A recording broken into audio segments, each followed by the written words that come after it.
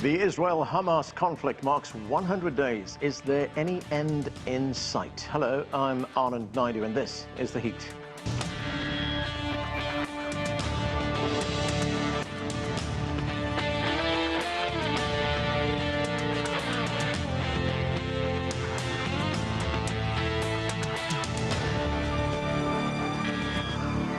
UN Secretary General Antonio Guterres called Monday for an immediate humanitarian ceasefire in Gaza, saying nothing can justify the collective punishment to the Palestinian people. The Gaza Health Ministry says more than 24,000 Palestinians have been killed. On Sunday, thousands of Israelis rallied for the release of the 132 hostages who've been taken by Hamas militants on October 7th. Associated Press correspondent Isabel Debray begins our coverage with news of a Houthi missile attack on a U.S. container ship. Yemen's Iran-backed Houthi rebels have actually now claimed responsibility for firing a missile that hit a U.S.-owned container ship in the Gulf of Aden just off the coast of Yemen. This came just several hours after another Houthi missile was aimed at a U.S. destroyer in the Red Sea. Both of these incidents back to back, adding to tensions that are now at a boiling point in the region, which not only is, of course, very volatile in the midst of this Israel-Hamas war raging in Gaza, but also incredibly essential to global maritime trade. We also see that these attacks against commercial shipping in the Red Sea follow a pattern of Houthi attacks that have resulted in a retaliatory strikes from the United States and the United Kingdom last Friday that struck 28 locations across Yemen. And so, of course, this is coming in response to those strikes, which already have drawn the United States in to what is fast becoming a regional conflict. Now, of course, all of this centers on the situation on the ground in Gaza. We heard just now from the Israeli Defense Minister, Yoav Gallant, that there was no possibility of a ceasefire. He made that very clear, even as he said that the army planned to scale down the ground offensive in the south at some point soon.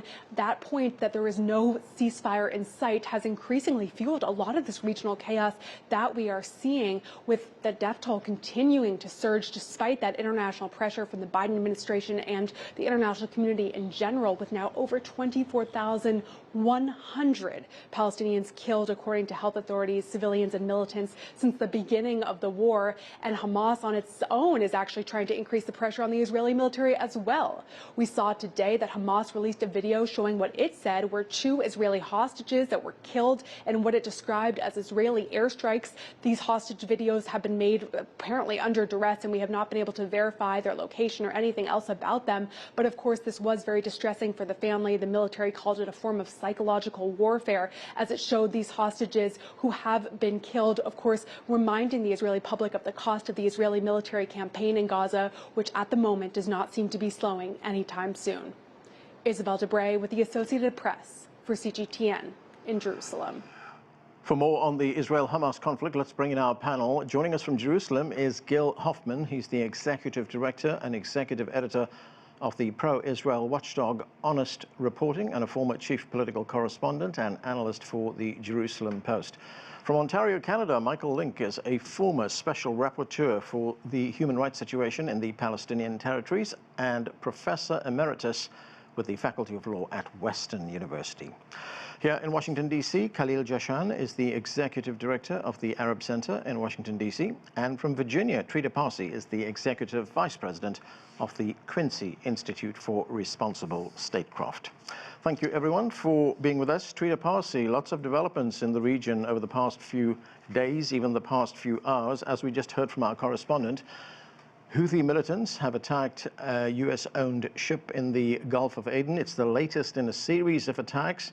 The United States and its allies have responded to the earlier attacks by bombing targets in Yemen. And just in the past few hours, we've heard that there have been missile attacks on U.S. interests in Erbil, in Iraq. Are we seeing now the beginnings of a much wider regional war? The Iranians say that they targeted what they claim to be Mossad headquarters in Erbil. It appears that the building that they hit was close to the U.S. consulate, the future U.S. consulate that has not been finished yet, but not necessarily at itself. The U.S. denies that it was targeted by those strikes. But in your broader question, I think you're quite right. We have seen clearly that Biden's attacks against the Houthis have not deterred the Houthis, have not de-escalated the situation, have not opened up the sea lanes of the Red Sea, but rather only led to what most people, I think, predicted, which was more escalation and closer towards some form of a larger confrontation. I think it's important to note that the Houthis actually don't have to succeed in striking more vessels in the sense of successfully hitting them. All they need to do is to try, because by continuing to fire missiles, even if those are shot down by the US, they manage to keep the straits largely closed to Western shipping, because Western ship companies simply will refuse to go through the straits because of this risk. In that sense, Biden's attack on the Houthis have actually made the Houthis' efforts to block the straits more successful and more effective. Right. Trita, as I pointed out earlier, the United States and its allies, mainly the United Kingdom, have responded to these Houthi attacks by bombing targets in Yemen. Here is the spokesman for the United States National Security Council, John Kirby. Let's listen. I think it'd be Pollyannish for us to think that there couldn't or may not be some sort of retaliatory strike by the Houthis. We're watching this very, very closely. We've taken the requisite necessary precautions in the region to make sure we're ready for that if that should occur. These strikes were meant to disrupt and degrade their ability to conduct these strikes. And so we think that we had good effect on that. We're still assessing the battle damage assessment of those strikes, but we think we had good effect. We'll see what happens. The Houthis have a choice to make here now, Margaret, and the right choice is to stop these reckless attacks.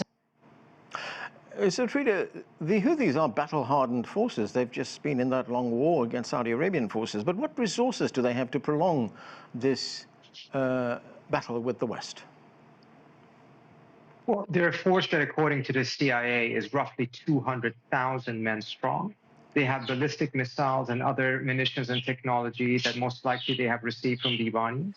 They have been able to sustain shooting at Saudi Arabia when the Saudis were bombing Yemen for quite some time, despite massive bombings by the Saudis with the help of the United States. So it does not appear that a few strikes will be sufficient to be able to degrade them to that level. But here's the paradox in Biden's strategy. The more he strikes the Houthis, the higher the risk will be for any ships to go through the Red Sea. And as a result, the blockade will become more effective. Yeah. While Biden at the same time is risking a larger regional war, which he says that he doesn't want to do. He could have de-escalated and actually stopped the attacks by the Houthis by simply pressuring Israel for a ceasefire. But it seems that Biden is doing everything he can to avoid that option. Gil Hoffman, great to have you with us on the show. The Israeli bombardment of Gaza in this phase of the Israel-Palestinian conflict has now lasted 100 days. And of course, it started right after those Hamas attacks in Israel on October 7th. Israel says its aim is to defeat Hamas and to secure the release of all the hostages being held by Hamas. Here is the Israeli Prime Minister, Benjamin Netanyahu. Let's listen. We are continuing the war to its conclusion, to total victory, until we have achieved all of our objectives: the elimination of Hamas, the return of all our hostages, and the guarantee that Gaza will never again pose a threat to Israel. We will restore security, both in the south and in the north. No one will stop us, not The Hague, not the axis of evil, nor anyone else. So, Gil, so far the only hostages that have been released have been freed through negotiations. And we just heard, as from our reporter, that 2 of the hostages apparently have died after an Israeli airstrike. Now, that has not been verified, that video that was provided by Hamas. So it's a claim by Hamas that has not been verified. But what do you make of the Israeli strategy so far, the war strategy? Because it has not secured the release of more hostages, except those, as I said, who've been released through negotiations. And we don't know to what extent it has degraded Hamas's military capabilities. Well, Hamas is a very tough foe. Hamas had been preparing for this war already for more than a decade. They built a large infrastructure of combat tunnels. Israel in the past had succeeded in using surprise attacks, both in the Six-Day War and in releasing hostages in Entebbe, Uganda from a hijacked plane. It's very hard to do a surprise attack when both the hostages and the leaders of Hamas are deep, deep underground. And so, yes, they haven't accomplished the goals yet, but they will continue. Israel did not want this war in any way. It was started by Hamas, as you pointed out, on October 7th, when they broke the ceasefire that there was. And it's going to be Hamas that really decides when the war ends, because they could surrender today and end this whole conflict and help the people of Gaza. You have to keep in mind the context that Israel was moving full speed ahead with the help of the Biden administration that I know is very criticized on this show. But the Biden administration, together with Israel, was trying to reach a peace agreement with the Saudis. And part of the deal was to help the people of Gaza. It would have doubled or even tripled the amount of Gazans coming into Israel to work. And Hamas attacking Israel, that did not help the people of Gaza. Them continuing this war does not help the people of Gaza. And the people of Gaza deserve better than what was brought upon them by Hamas. All right, Gil, if, as you say, the current strategy is not working, is it perhaps time for the Israelis to rethink it, to look at alternative strategies? What I said was that the Hamas are a difficult foe, and that the goals of returning our hostages and defeating the leaders of Hamas has not yet been achieved. And they're going to continue to try to do that because the people of Israel, they don't want the war to end as hard as it is until our hostages come home. Khalil, Jahshan, most of Gaza has been destroyed in the last 100 days of Israeli bombardments. 85% of Palestinians are now displaced. The death toll is now 24,000, as we've heard, just over 24,000. The Economist reports that 25% of the territory's population is now at the most severe famine level that exists. The World Food Programme says there are 706,000 people around the world that are in this particular category of famine, and 4 out of 5 are actually in Gaza. So what are Palestinians now facing? They are facing a very dismal future, in addition to the current very difficult, I guess, present with the continuous onslaught by Israel against Gaza. What you mentioned in terms of the numbers, you're talking about that 24,000, which is what, 1% of the population of Gaza? Imagine if 1% of the population of the United States is killed in a limited war of this magnitude. 61,000 people injured, so more than 100,000 people in a small place like Gaza, between killed and injured, in addition to 7,000 disappeared under the rubble. So you're talking about a very dismal situation, in addition, of course, to the humanitarian situation that's deteriorating so fast that experts tell us might be even more threatening than the violence of the war itself, that Gaza might see even more casualties than it has seen, more than the war casualties that we have seen thus far. With 1.9 million, as you mentioned, the majority of the population of Gaza displaced. None have been allowed to go back in significant numbers to their homes, even in areas where the fighting has diminished, like in the north. And they remain the target. Even the displaced have been targeted. So that's essentially the inhumane situation that innocent civilians in Gaza, even though our colleague from Israel might disagree that there are innocent civilians in Gaza, as some Israeli leaders have. I don't know. But innocent civilians, and Israel did not want them harmed. Go ahead, Gil. You wanted to say something? I just wanted to say that, of course, they're innocent civilians. Israel did not attack the people of Gaza. It attacked Hamas, and Hamas brought this upon its own people, and it's a darn shame. Okay. Well, apparently the IDF has been killing its own more accurately than it has been killing Hamas lately. When you look at the victims, I don't know. I mean, even the IDF record or claims shows maybe up to exaggerated 8,000 people killed fighters from Hamas. If you deduct that from the 30,000 killed thus far in Gaza, the bulk, the majority are civilians. So you can't, with credibility, come on the screen and say essentially that Israel has not targeted civilians. It has targeted civilians, and there is a consensus, public opinion worldwide. Okay, I want to move on. Michael Lynk, let's talk about the case that South Africa has brought against Israel at the International Court of Justice. Now, the court has heard the case presented by South Africa, and then it heard the defense, which was presented by Israel. What happens next? The court has been asked by South Africa, excuse me, to provide a provisional measures order, which is likely to come by the end of the month. The court will make a decision on that. That's the equivalent in many countries of issuing an injunction.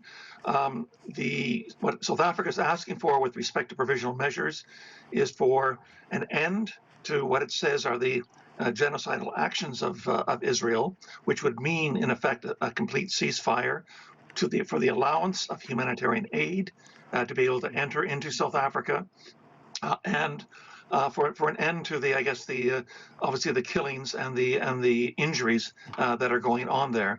From my eyes as an international lawyer,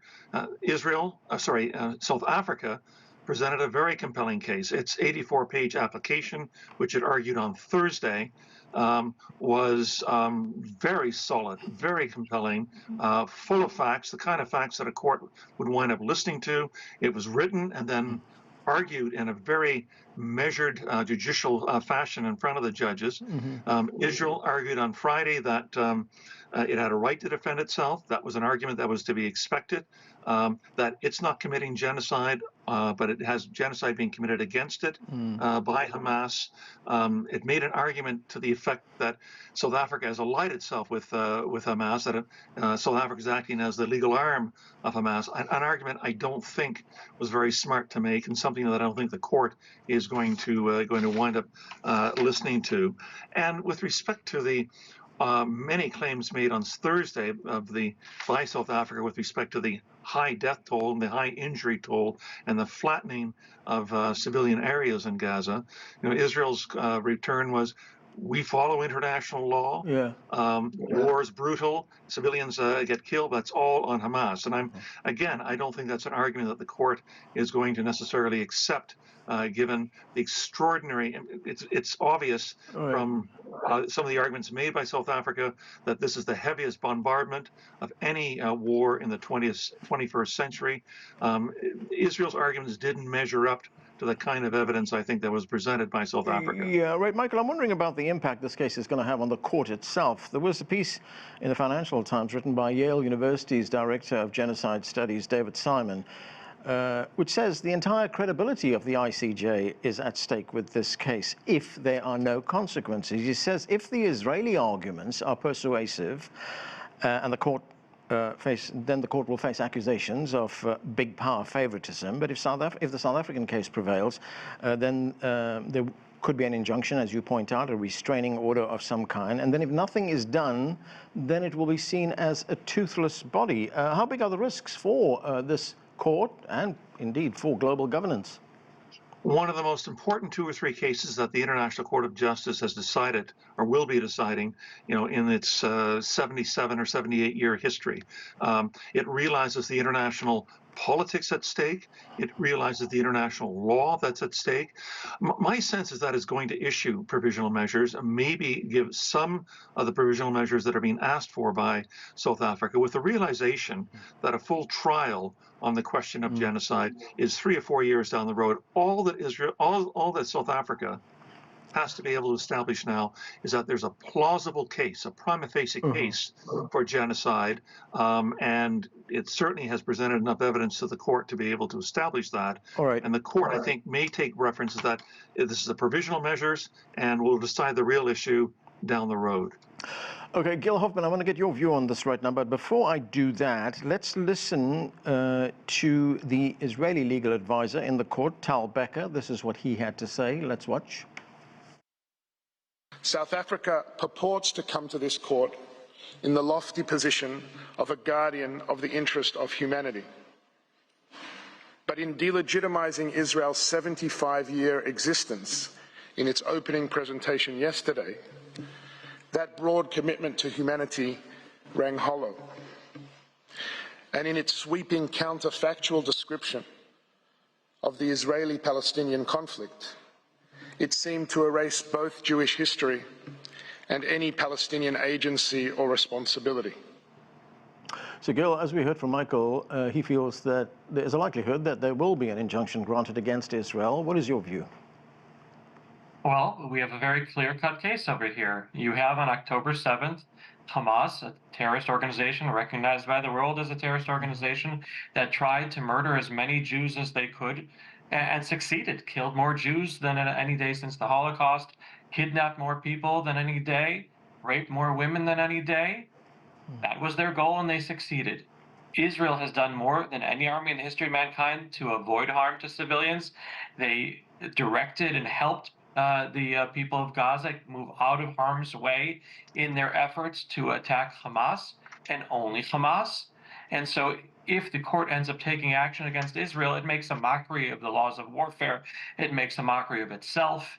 And any country, any civilized country that's fighting terrorism will find itself brought by a ridiculous third party, as South Africa is, into the court of justice. The world is turned upside its head, and it's rather pathetic, unfortunately. If there is a decision against Israel, Gil, will Israel abide by it? We'll see. Israel will see what they end up ruling. Perhaps they'll try to take both sides into account when they issue the ruling. There is an Israeli judge who's a very internationally respected judicial figure, Aaron Barak, who's a Holocaust survivor, and maybe he can talk some sense into that. Okay, Michael, before I move on, what is your response to Gil's point that this kind of action that is brought to the International Court of Justice could be abused when countries, as he points out, go up against terrorist organizations? Look, we've got one of the most respected courts in the world, certainly the highest court in the international UN system. 15 judges elected by the General Assembly, coming from all regions of the world, there because of their deep knowledge of international law, but also a lot of them come out of the fields of diplomacy as well. So my sense is that they're thinking about this legally, they're thinking about this politically as well. They want to be able to protect the legitimacy and the reputation of the court.